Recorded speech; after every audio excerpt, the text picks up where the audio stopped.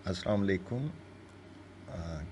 कैसे हैं बच्चों आप लोग? आज का हम सबक पढ़ेंगे एप्लीकेशन ऑफ आइसोटोप्स और चैप्टर 2 है ये। इसका अख्ताम के करीब हम पहुंच गए हैं। Vast application, it has very vast application in many technological fields, specially in medicine. इसका ज़िक्र हम करेंगे, हमारी बुक में है, वरना इसकी बेशुमार एप्लीकेशंस हैं। मेडिसिन के अंदर ज़्यादातर आपके कोर्स में मेडिसिन का ज़िक्र है।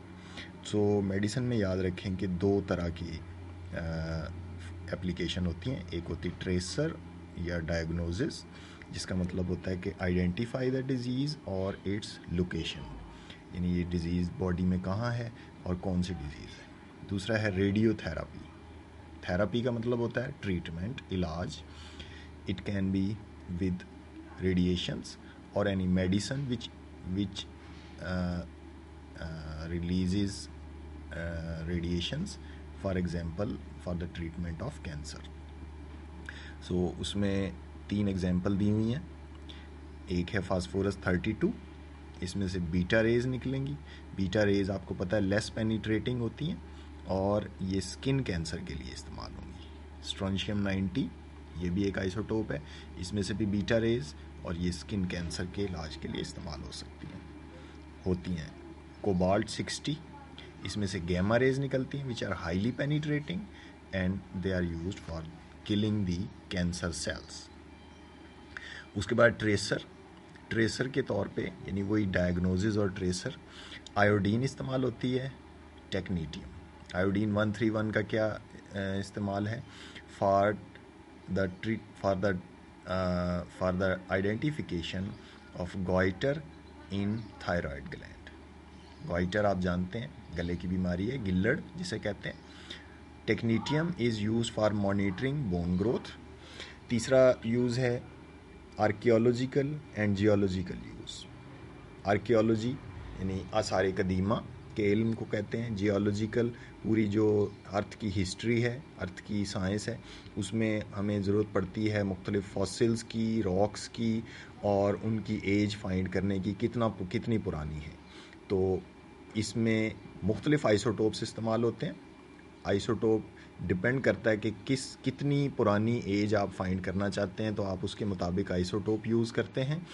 तो this process method name is called radio active isotope dating, और ये बेस होता है half life of the isotope. क्योंकि आइसोटोप जो है जब अपनी रेडिएशंस खारिज कर देते हैं तो ये किसी और दूसरे एलिमेंट में चेंज हो जाते हैं, और इसको हाफ लाइफ काउंट करके पता लगाया जाता है कि इसके आइसोटोप, चूँकि ये एक फ़िक्स वैल्यू होती है कि इसमें इतने मिनट या घंटे या साल, जो भी उसकी हाफ लाइफ है, उसमें इसके अगर 100 एटम हैं आइसोटोप के, तो वो उसमें से 50 जो हैं वो दूसरे आइसोटोप में, दूसरे एलिमेंट में चेंज हो गए होंगे। तो उसकी बेस पर इसके आइसोटोप के एटम्स को काउंट कर लिया जाता है और उससे उसकी एज को एस्टिमेट किया जाता है।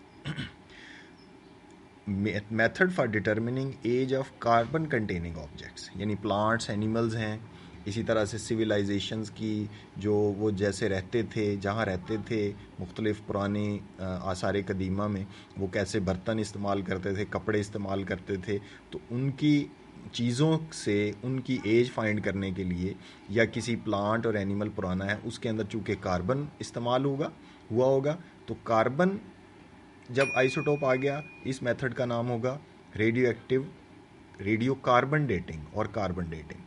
And in this radio activity of carbon 14 is measured, यानी हाफ लाइफ जैसे आइसोटोप की फाइंड करते हैं, इसमें हाफ लाइफ कार्बन 14 के बेस पर इसके नंबर ऑफ एटम्स कार्बन 14 के फाइंड किए जाएंगे और उससे एस्टिमेट किया जाएगा कि कितनी उसकी एज है। Number 4 use is chemical reactions and structure determination. During photosynthesis of plants, complete process of glucose formation including every chemical reaction is determined. यानी उसमें तमाम जो स्टेप्स हैं और इसी तरह उनके अंदर जो केमिकल कंपाउंड्स जो बनते हैं, उनकी स्ट्रक्चर कैसे फाइंड की जाती है, आप देखें उसमें फोटोसिंथेसिस में कार्बन डाइऑक्साइड यूज़ हो रहा है, तो कार्बन डाइऑक्साइड में कार्बन जो ऑर्डिनरी कार्बन है उसकी जगह कार्बन 14 को यूज़ किया गया। अब ये इसमें से रेडिएशंस निकल रही हैं और ये बहुत इजीली आइडेंटिफाई हो जाती हैं, और ये जहाँ जहाँ कार्बन डाइऑक्साइड अटैच होगी जिसके साथ कार्बन 14 लगा हुआ है तो वो स्ट्रक्चर डिटर्मिनेशन में हेल्प करेगी, and it is used as label. This is labelling process. Last one है power generation by nuclear fission reaction. So सबसे पहले हम न्यूक्लियर फिशन रिएक्शन की एग्जांपल को देखते हैं। दिस इज यूरेनियम 235, इसके ऊपर स्लो मूविंग न्यूट्रॉन इसको बम्बार्ड किया गया, and this is converted into 2 smaller nuclei barium और क्रिप्टॉन, रिलीजिंग 3 न्यूट्रॉन्स, और large amount of heat energy is released. अब ये आप इस इक्वेशन को देखें, ये बैलेंस्ड है, 92 प्रोटॉन है इन 56 और 36 को आप यहाँ जमा करें, ये भी प्रोटॉन है, ये भी 92 आंसर आ गया।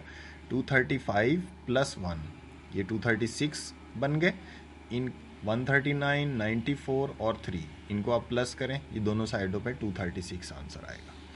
उसके बाद है fission reaction. Nuclear fission reaction की डेफिनेशन क्या है?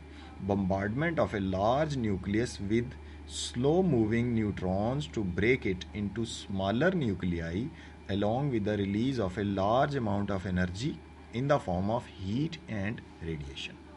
यानी बड़े न्यूक्लियस को एक स्लो मूविंग न्यूट्रॉन से टकराया जाता है और वो टूट जाता है छोटे एलिमेंट्स में, छोटे न्यूक्लियाई में, और large amount of energy release होती है। अब इस एनर्जी का क्या करते हैं? This energy is use to boil water which is converted into steam. Steams are used to run turbines. Turbines produce electricity, and the surplus steam जो आखिर में बच गई उसको क्या करेंगे?